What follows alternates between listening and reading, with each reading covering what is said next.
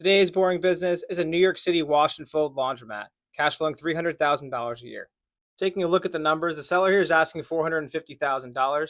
The business has $620,000 in gross revenue a year, and there's $70,000 of estimated equipment included.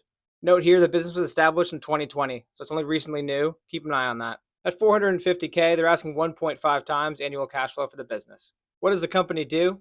They offer laundry services to both commercial and residential customers.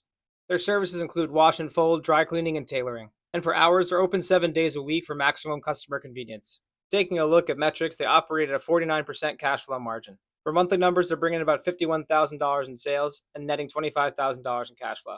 At 1.5 times annual cash flow, they're well below comparable companies. Laundromats and coin laundry businesses typically go for 3.4 times annual cash flow. If you're able to go the SBA route, a potential deal might look something like this. Note for the down payment, oftentimes with laundromats, they require a higher down payment or an all-cash offer. Cash to the owner here could be well over $200,000 pending any changes in due diligence and negotiations.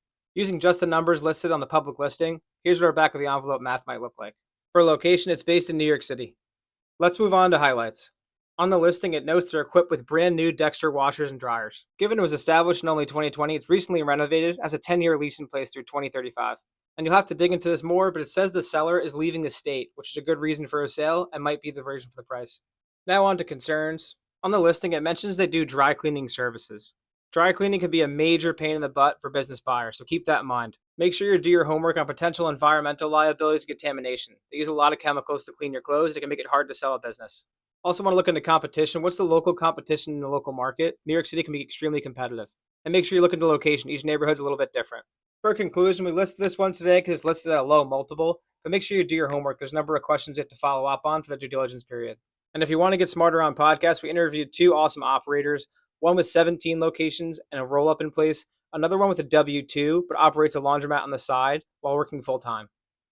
Follow along if you're interested in more boring companies. If you want to access any of these listings that we highlight every day, they're in our bio now, and there's a free database below with all the links, no paywall. Please remember, this is for informational purposes only. Do your own research. You can lose more than 100% of what you put in.